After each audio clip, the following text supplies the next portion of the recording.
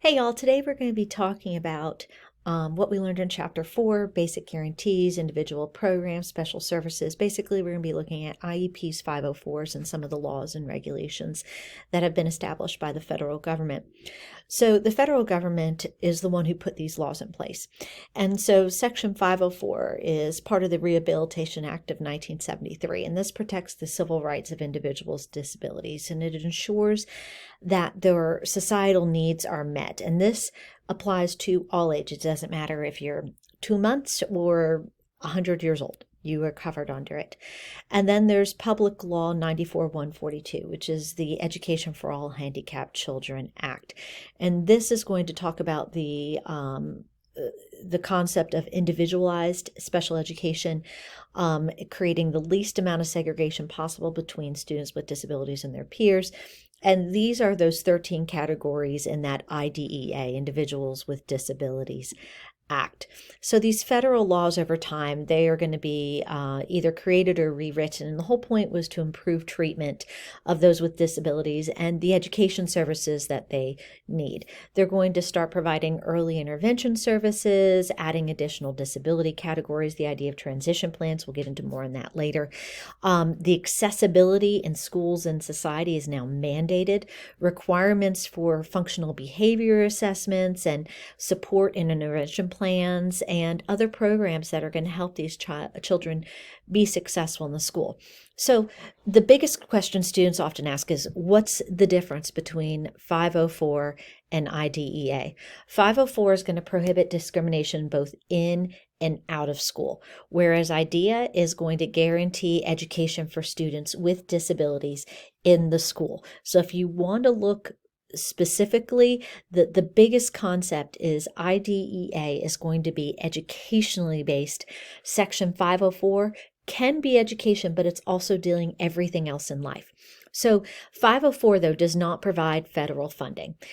IDEA does provide funding, the cost of special education services in the classroom.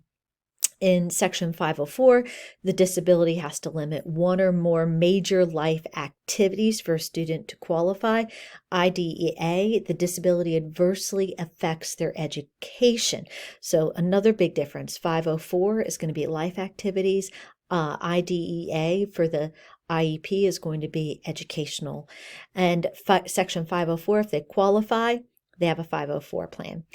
If they qualify for IDEA, they're going to either have an individualized education program, IEP, or an individualized family service plan, which is for younger kids, IFSP. So the basic guarantees of IDEA. So basically what it says, when kids are between 0 and 3 years old, they're going to have a multidisciplinary evaluation, identification, and intervention services if it's suspected. If they do have an issue, they're going to be given an individualized family service plan, and the parents are going to be a member of this multidisciplinary team. And you have this idea of conflict resolution and due process. Before, the rights of parents in the earlier versions were sort of steamrolled, and now the rights of parents have come to the forefront in IDEA.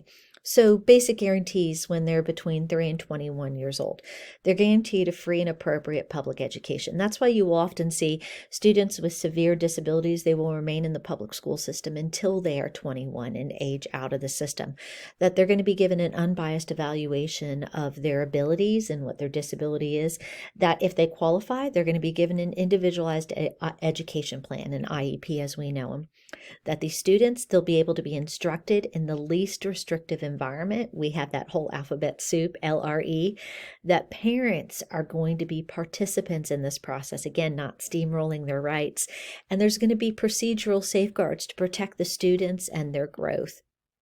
Now, initial referrals. When you're looking at infants and toddlers, it happens through the child find process.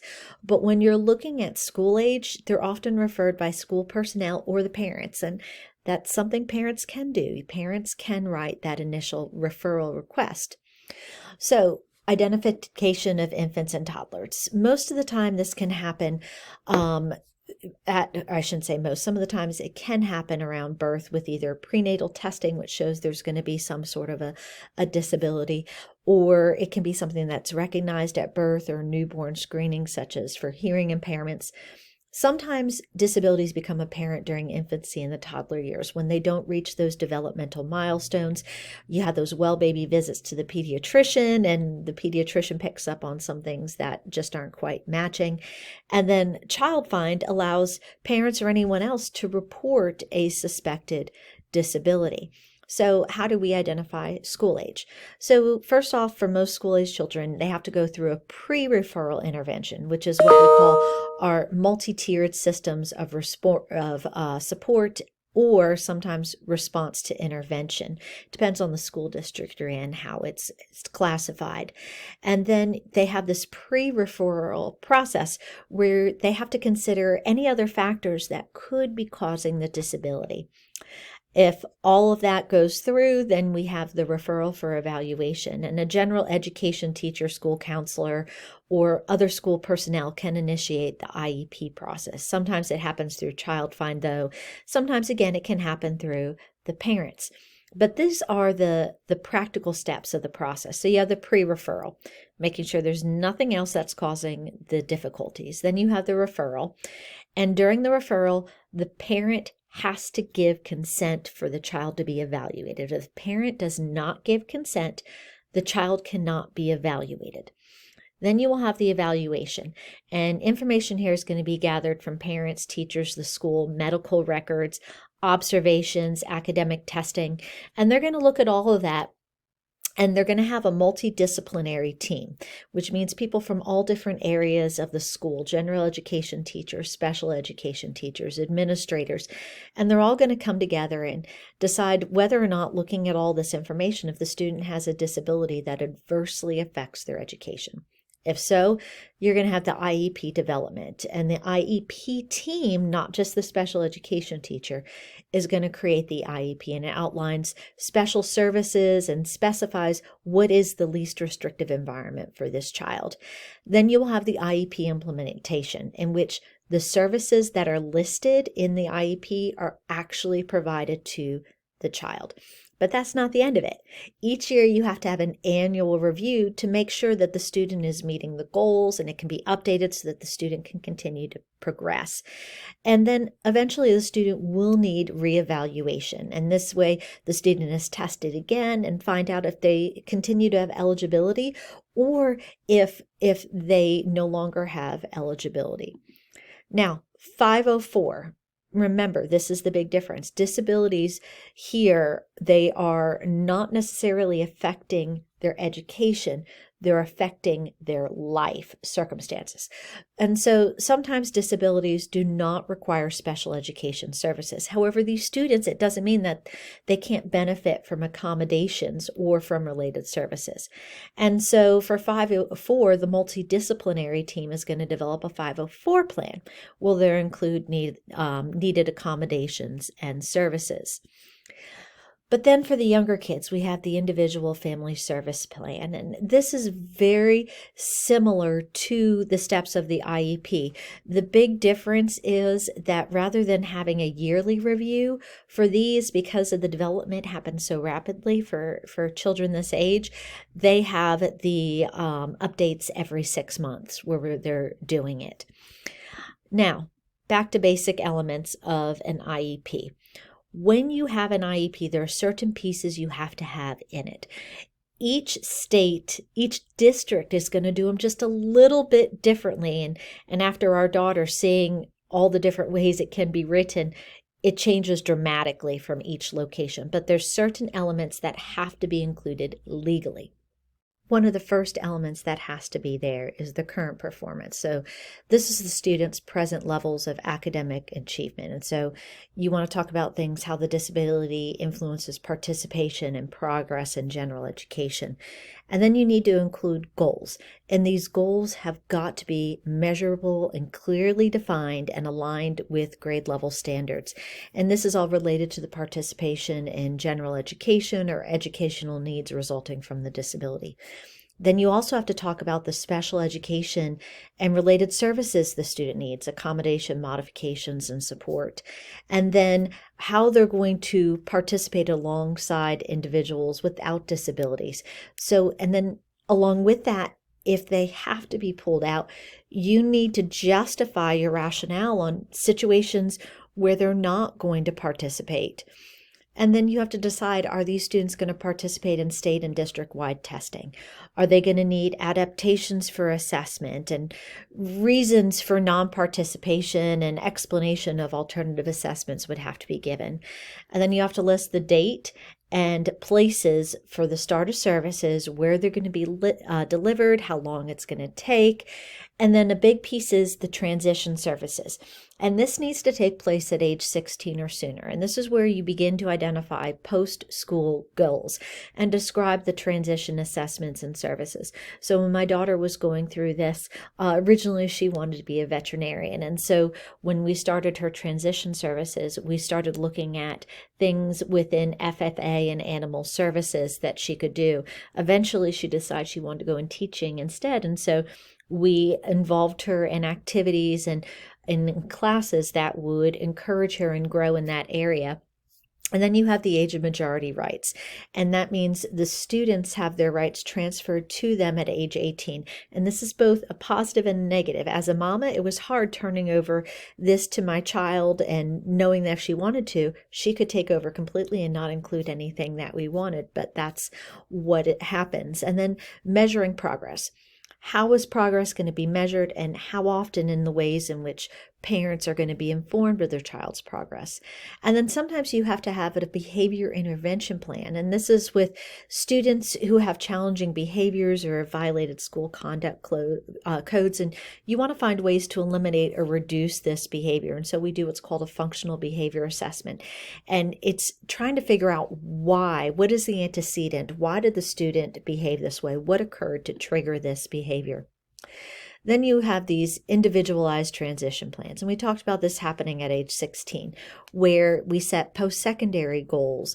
And sometimes it's for colleges, sometimes it's for trade schools, sometimes it's for the workforce or independent living. And then these transition services provide coursework or skills used to meet this goal. And students will be provided a statement that they are informed of their rights as an adult once they turn 18. And a summary of the transition needs and accomplishments has to happen before the student exits high school. And also they talk about the length of time a student's going to remain in school. Students who have more severe disabilities, they tend to stay in until age 21. And then it's whether or not they will receive a regular diploma, an alternate diploma, or certificate of completion. So students with disabilities are entitled to a range of instructional and testing supports, and these are called accommodations. However, when accommodations are not sufficient enough to help students achieve success, more help might be needed, and this comes in the term of modifications. So accommodations change how the students access instructional content and demonstrate learning. It removes the barriers. So you can have presentation, sometimes we call them product differentiation accommodations, environmental accommodations, setting accommodations, response accommodations, scheduling or timing. However, it does not change the learning expectations or the amount of work. Modifications, on the other hand, alter what the student is expected to learn. Sometimes they reduce the level of difficulty, so a lower reading level, or working with different standards, reducing the breadth of focus of an assignment, simplifying vocabulary and outline rather than an essay. And sometimes it's reducing the amount of work. So you're completing one assignment and that's going to count for 2 classes. Now, special education services rely on early intervention, developmental delays in physical, cognitive, speech, language, psychosocial, self-help skills. Special education services are meant to remove some of the challenges in academic or behavioral difficulties. These transition services, remember, these are going to support them as they move from high school to post-secondary. And this could be something functional skills, living independently, participating in the community. And then the responsibility for education. This is where you come in. The primary instruction for these students is going to happen in your general education classroom. Special education teachers are there for resource and reinforcement and support, but the primary educator is going to be you. You'll have related service providers who are going to help skills necessary to benefit from special education. And you'll have service coordinators who are going to work with childcare teachers and parents and providers, and they'll be the ones organizing everything. But the primary educator, again, is going to be you. So these students, as we talked about, they're required by law to receive services in the least restrictive environment, that LRE.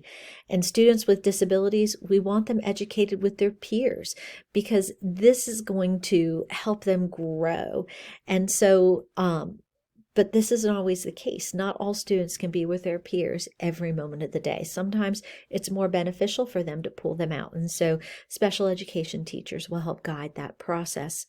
Now, when we look at it here, changes in placement over time, we're looking back here in 1985. Very few students with disabilities were in the regular education classroom 80% of the day. We're looking here, that's about 22%.